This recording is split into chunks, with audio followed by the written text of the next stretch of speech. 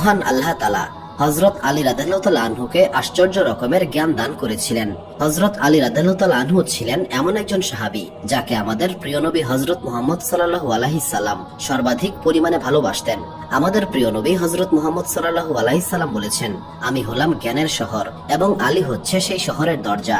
হযরত আলী রাদিয়াল্লাহু তাআলা আনহু লোকদেরকে বলতেন, হে লোকেরা, তোমরা যদি কোনো বিষয়ে জানতে চাও তবে আমার নিকট প্রশ্ন করো। নবী করিম সাল্লাল্লাহু আলাইহি সাল্লামের সমস্ত সাহাবীদের মধ্যে হযরত আলী রাদিয়াল্লাহু তাআলা আনহু ছাড়া আর এমন কেউ ছিলেন না যিনি বলতেন, হে লোকেরা, তোমরা আমার নিকট প্রশ্ন করো, আমি সেই প্রশ্নের সঠিক উত্তর দেব। সাহাবীদের যুগে ইহুদিরা ইসলাম এবং মুসলিমদেরকে কটূক্তি করার জন্য নানা ধরনের অদ্ভুত এবং কঠিনতম প্রশ্ন নিয়ে আসতো এবং সেই প্রশ্নের দ্বারা সাহাবীদেরকে হেনস্থা করার চেষ্টা করত, যেন সাহাবীরা তাদের প্রশ্নের উত্তর দিতে না পারে এবং তারা ইসলামকে মিথ্যা প্রমাণ করতে পারে। একবার একজন ইহুদি ব্যক্তি হযরত আলী রাদিয়াল্লাহু তাআলা আনহুকে প্রশ্ন করে বলল, হে আলী, আমাকে সেই জিনিস সম্পর্কে বলো যে জিনিস আমরা দেখতে পাই কিন্তু মহান আল্লাহ তাআলা তা দেখতে পারেন না, এবং তোমরা বলে থাকো পবিত্র কোরআনে সমস্ত কিছুর জ্ঞান রয়েছে, তাহলে এমন কি রয়েছে যেটা কোরআনে নাই? হযরত আলী রাদিয়াল্লাহু তাআলা আনহু মুচকি হেসে উত্তর দিলেন, মহান আল্লাহ তাআলা স্বপ্ন দেখেন না, কারণ তিনি ঘুমান না, এমনকি তার তন্দ্রাও আসে না। এইবার দ্বিতীয় প্রশ্নের উত্তরে হযরত আলী রাদিয়াল্লাহু তাআলা আনহু বললেন, পবিত্র কোরআনে সমস্ত কিছুই রয়েছে কিন্তু পবিত্র কোরআনে মিথ্যা নাই। সুবহানাল্লাহ।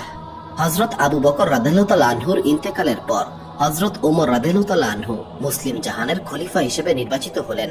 হযরত ওমর রাদিয়াল্লাহু তাআলা আনহু খলিফা হওয়ার পর রোমের বাদশা পৃথিবী এবং আকাশে লুকানো কিছু রহস্য সম্পর্কে প্রশ্ন করার জন্য একজন জ্ঞানী ব্যক্তিকে মুসলিম জাহানের খলিফা হযরত ওমর রাদিয়াল্লাহু তাআলা আনহুর নিকট পাঠালেন। সেই ব্যক্তি হযরত ওমর রাদিয়াল্লাহু তাআলা আনহুর দরবারে প্রবেশ করে বললেন, হে মুসলিম জাহানের খলিফা, আমি রোমের বাদশার পক্ষ থেকে আপনার নিকটে এসেছি। এই জমিন এবং আসমানের লুকানো কিছু রহস্য সম্পর্কে প্রশ্ন করব, কারণ আমরা শুনেছি আপনাদের নবী শেষ জমানার নবী হওয়ার দাবি করেছিলেন। শেষ জমানার নবীর কথা আমাদের তাওরাত এবং ইনজিল কিতাবে উল্লেখ করা হয়েছে। সেই কারণে আমি আপনাদের কিছু প্রশ্ন করতে চাই। যদি আপনারা সেই প্রশ্ন সমূহের সঠিক উত্তর দিতে পারেন তবে আমি আমাদের বাদশাকে এই সংবাদ পৌঁছে দেব, নিশ্চিতভাবে মুসলিমদের নবী হচ্ছেন সেই শেষ নবী যার কথা আমাদের কিতাবগুলোতে উল্লেখ করা হয়েছে। কিন্তু হে খলিফা, আপনারা যদি আমার প্রশ্ন সমূহের সঠিক উত্তর দিতে না পারেন তবে নিশ্চিতভাবেই আপনাদের নবী মিথ্যা বলেছেন। যখন হযরত ওমর রাদিয়াল্লাহু তাআলা আনহু এই সমস্ত কথা শুনলেন তখন তিনি বললেন, হে আল্লাহ তাআলার বান্দা, জেনে রাখুন আমাদের নবী হচ্ছে শেষ জমানার সত্য নবী যার কথা তাওরাত, জাবুর এবং ইনজিল কিতাবে উল্লেখ করা হয়েছে। আপনার যে সমস্ত প্রশ্ন রয়েছে তা আপনি নির্দ্বিধায় করতে পারেন। এই কথা শুনে সেই ব্যক্তি বলল, আমার প্রথম প্রশ্ন হচ্ছে, পৃথিবীতে এমন কোন স্থান রয়েছে যেখানে কেবল একবার সূর্যের আলো পড়েছিল এবং তারপর থেকে আর কখনোই সেখানে সূর্যের আলো পড়ে নাই? আমাকে সেই জায়গার কথা বলুন। আমার দ্বিতীয় প্রশ্ন হচ্ছে, এই জমিনের প্রতিটি গাছ পানির দ্বারা জন্মায়, কিন্তু এই জমিনে এমন কোন গাছ রয়েছে যা পানি ছাড়া জন্মেছিল? আমাকে সেই গাছ সম্পর্কে বলুন। আমার তৃতীয় প্রশ্ন হচ্ছে, এমন কোন জিনিস রয়েছে যার হাত নাই, পা নাই, এমনকি শরীরও নাই, কিন্তু তার কেবলমাত্র মুখ রয়েছে? আমার চতুর্থ প্রশ্ন হচ্ছে, এমন কোন জিনিস রয়েছে যার হাত নেই, পা নেই, হাত পা না থাকা সত্ত্বেও সেটা সবসময় মাটিতে চলতে থাকে? আমার পঞ্চম প্রশ্ন হচ্ছে, আপনি আমাকে সেই বৃক্ষের কথা বলুন যে বৃক্ষের ছায়ায় কোনো মানুষ যদি দ্রুতগামী ঘোড়ায় চড়ে 100 বছরও ভ্রমণ করে তবু সেই ছায়াকে অতিক্রম করতে পারবে না। আপনি আমাকে সেই বৃক্ষ সম্পর্কে বলুন। আমার 6 নম্বর প্রশ্ন হচ্ছে, মুসলিমরা বলে জান্নাতে তারা খাবার ও পানীয় গ্রহণ করবে, কিন্তু খাবার ও পানীয় গ্রহণ করার পরেও প্রস্রাব বা পায়খানা করবে না। আমি আপনাদের এই কথার সঙ্গে কোনোভাবেই একমত নই। আপনারা আমাকে এটা বুঝিয়ে দিন, খাবার গ্রহণ করার পরেও কেন প্রস্রাব বা পায়খানা করবে না? আমার শেষ এবং সপ্তম প্রশ্ন হচ্ছে, আপনারা মুসলিমরা বলে থাকেন মহান আল্লাহ তাআলা জান্নাত সৃষ্টি করেছেন এবং সেই জান্নাতের দরজাও রয়েছে। যদি সেই জান্নাতের দরজা থাকে তবে আমাকে জান্নাতের দরজার তালা এবং চাবির বিষয়ে বলুন। এই ব্যক্তির এমন অদ্ভুত প্রশ্ন শুনে হযরত ওমর রাদিয়াল্লাহু তাআলা আনহু সেই মজলিসে উপস্থিত সমস্ত সাহাবীদেরকে নির্দেশ দিলেন তারা যেন তৎক্ষণাৎ এই ব্যক্তিকে তার সমস্ত প্রশ্নের উত্তর দিয়ে দেন। কিন্তু সেই মজলিসে এমন কোনো ব্যক্তি উপস্থিত ছিলেন না যিনি এই প্রশ্নগুলোর সঠিক উত্তর দিতে পারবেন। কিছু সময় অতিবাহিত হবার পর যখন সেই ব্যক্তি দেখলেন কেউই তার প্রশ্নের উত্তর দিতে পারছে না, তখন তিনি বললেন, হে মুসলিম জাহানের খলিফা, এখানে উপস্থিত থাকা একজন ব্যক্তিও আমার প্রশ্নের উত্তর দিতে সক্ষম হচ্ছেন না। তবে কি এটা আমি ধরে নেব আপনাদের নবী শেষ নবী হওয়ার মিথ্যা দাবি করেছিলেন? কারণ আমাদের নবী এবং পয়গম্বররা শেষ নবীকে শনাক্ত করার জন্য আমাদের কিছু উপায় শিখিয়ে দিয়েছেন এবং আমাদের কিতাবে বলা হয়েছে এই সমস্ত প্রশ্ন সমূহের সঠিক উত্তর শেষ নবী নিজেই দিতে পারবেন, অথবা সেই ব্যক্তি দিতে সক্ষম হবেন যাকে শেষ নবী নিজে জ্ঞানের শিক্ষা দিয়েছেন। এই ব্যক্তির এই সমস্ত কথা শুনে সাহাবারা তাকে বললেন, হে আল্লাহ তাআলার বান্দা, আপনি যদি এই প্রশ্নগুলোর উত্তর পেতে চান তবে আপনাকে হযরত আলী রাদিয়াল্লাহু তাআলা আনহুর নিকটে যেতে হবে, কারণ একমাত্র তিনি আপনার এই প্রশ্নগুলোর উত্তর দিতে সক্ষম। এরপর সেই ব্যক্তি হযরত আলী রাদিয়াল্লাহু তাআলা আনহুর নিকটে গেলেন। সেখানে গিয়ে সমস্ত ঘটনা খুলে বললেন এবং তারপর সমস্ত প্রশ্ন হযরত আলী রাদিয়াল্লাহু তাআলা আনহুর নিকট পেশ করলেন। হযরত আলী রাদিয়াল্লাহু তাআলা আনহু খুব মনোযোগ দিয়ে সেই ব্যক্তির প্রশ্নগুলো শুনলেন এবং বললেন, হে আল্লাহ তাআলার বান্দা, সেই জায়গায় মাত্র একবার সূর্যের আলো পড়েছিল, আর তা হচ্ছে সমুদ্রের সেই অংশ যেই অংশ দিয়ে মহান আল্লাহ তাআলার নবী হযরত মুসা আলাইহিস সালাম তার সম্প্রদায়কে পার করেছিলেন।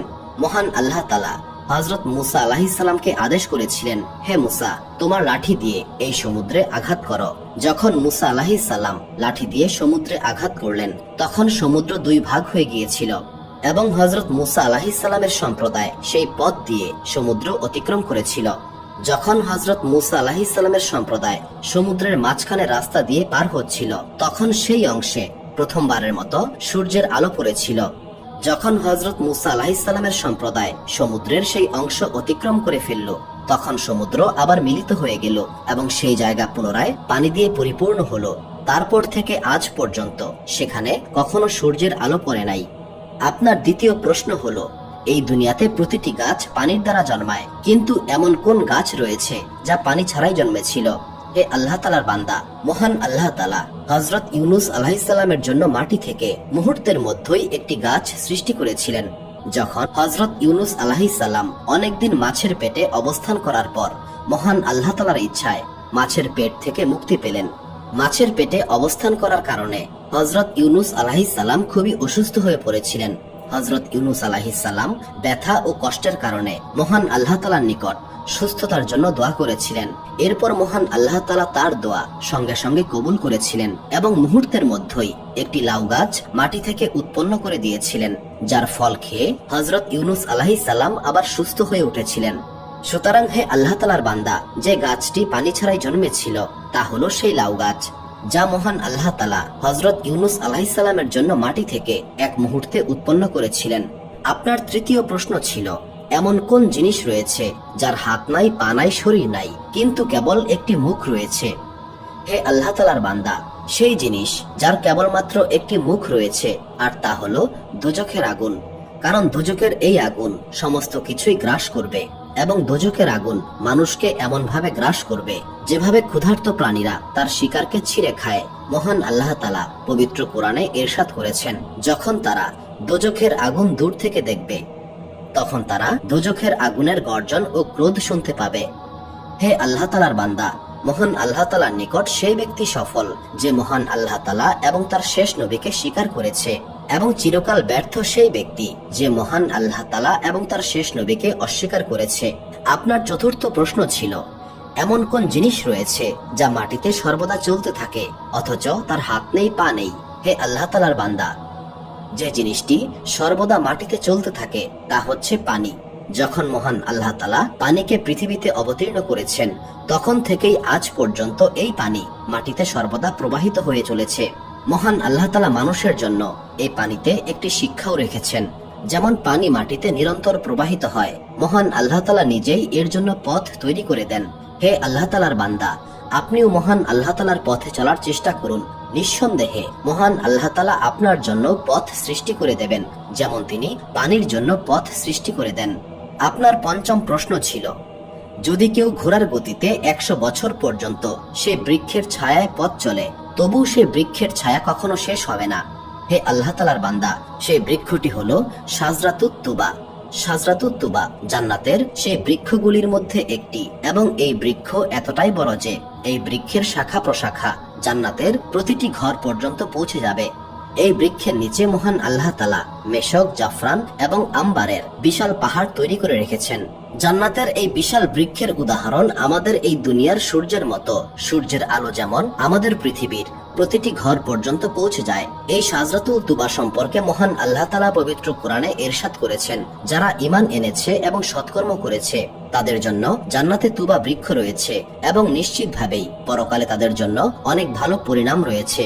আপনার ষষ্ঠ প্রশ্ন হলো, জান্নাতে মানুষ খাবার গ্রহণ করবে, কিন্তু খাদ্য গ্রহণ করার পরেও তারা প্রস্রাব বা পায়খানা করবে না। হে আল্লাহ তাআলার বান্দা, আপনি জেনে রাখুন, মানুষ নিশ্চিতভাবে জান্নাতে খাবার গ্রহণ করবে, কিন্তু তারা প্রস্রাব বা পায়খানা করবে না। এর উদাহরণ হলো, একটি শিশু 9 মাস যাবত তার মায়ের গর্ভে অবস্থান করে এবং খাদ্যনালী দিয়ে খাবার গ্রহণ করে, কিন্তু সেই 9 মাসের মধ্যে মায়ের গর্ভে সে প্রস্রাব বা পায়খানা করে না। সুতরাং হে আল্লাহ তাআলার বান্দা, আপনি জেনে রাখুন, মহান আল্লাহ তাআলা সর্বময় ক্ষমতার অধিকারী। যদি মহান আল্লাহ তাআলা চান যে জান্নাতে মানুষ খাদ্য গ্রহণ করবে কিন্তু প্রস্রাব ও পায়খানা করবে না, তবে তা অবশ্যই সম্ভব। আপনার শেষ এবং সপ্তম প্রশ্ন হলো, যদি জান্নাতে দরজা থাকে তবে সেই জান্নাতের তালা এবং চাবি কেমন হবে? জান্নাতের তালা হবে মহান আল্লাহ তাআলার সঙ্গে শিরক করা।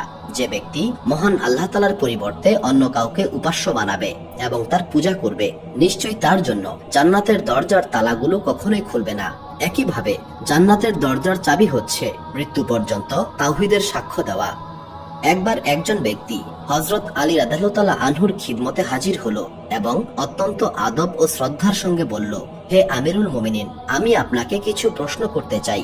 তখন হযরত আলী রাদিয়াল্লাহু তাআলা আনহু বললেন, তুমি আমাকে যা প্রশ্ন করতে চাও নিশ্চিন্তে করতে পারো।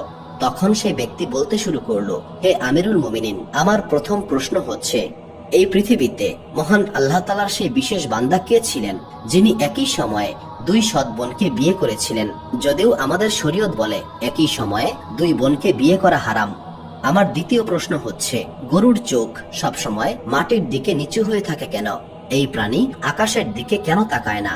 আমার তৃতীয় প্রশ্ন হচ্ছে, যখন পৃথিবীতে জিনদের শাসন ছিল তখন জিনদের সবচেয়ে বড় বাদশাহ কে ছিলেন? আপনি আমাকে সেই বাদশাহ সম্পর্কে বলুন। আমার চতুর্থ প্রশ্ন হচ্ছে, মহান আল্লাহ তাআলা কি জিনদের কাছেও কোনো নবী পাঠিয়েছিলেন? আমার পঞ্চম প্রশ্ন হচ্ছে, আসমানে ইবলিসের নাম কি ছিল?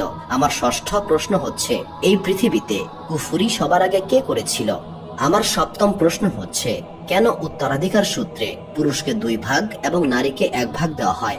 আমার অষ্টম প্রশ্ন হচ্ছে, এই পৃথিবীতে হযরত আদম আলাইহিস সালাম কত বছর জীবন যাপন করেছিলেন?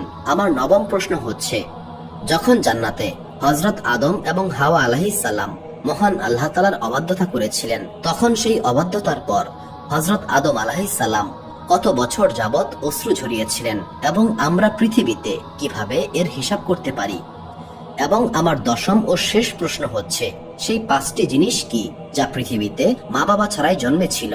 হযরত আলী রাদিয়াল্লাহু তাআলা আনহু সেই ব্যক্তির প্রথম প্রশ্নের উত্তর দিয়ে বললেন, হে আল্লাহ তাআলার বান্দা, তোমার প্রথম প্রশ্নের উত্তর হচ্ছে, যিনি একই সময়ে 2 সৎ বোনকে বিয়ে করেছিলেন তিনি ছিলেন মহান আল্লাহ তাআলার নবী হযরত ইয়াকুব আলাইহিস সালাম। হযরত ইয়াকুব আলাইহিস সালাম একই সময়ে 2 সৎ বোনকে বিয়ে করেছিলেন যাদের নাম ছিল বেলহে এবং রাহিল। রাহিল ছিলেন হযরত ইউসুফ আলাইহিস সালামের মা। কিন্তু এরপরে মহান আল্লাহ তাআলা এই পৃথিবীতে হুকুম জারি করেন, একই সময়ে 2 বোনকে অথবা 2 সৎ বোনকে বিয়ে করা হারাম হবে।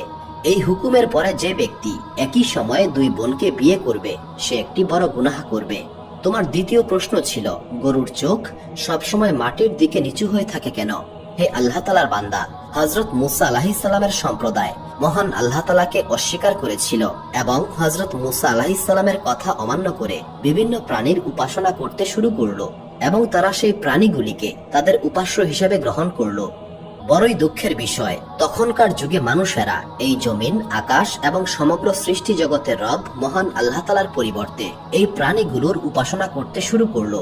তখন মহান আল্লাহ তাআলা সেই প্রাণীগুলোর মধ্যে এতটাই লজ্জা ঢেলে দিলেন যে সেই প্রাণীগুলো আজ পর্যন্ত লজ্জার কারণে আকাশের দিকে মুখ তোলে না। সেই প্রাণীগুলো বলে, হে আমাদের প্রভু, আপনার বান্দারা আপনার স্থানে আমাদের মতো অবলা প্রাণীকে তাদের উপাস্য বানিয়ে নিয়েছে।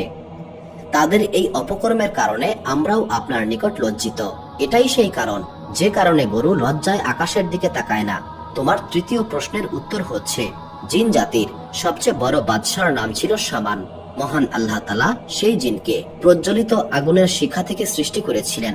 একইভাবে মহান আল্লাহ তাআলা জিন জাতির জন্য হারমুস নামক একজন জিনকে নবী হিসেবে পাঠিয়েছিলেন, কিন্তু জিন জাতি তাকে নিষ্ঠুরভাবে হত্যা করেছিল।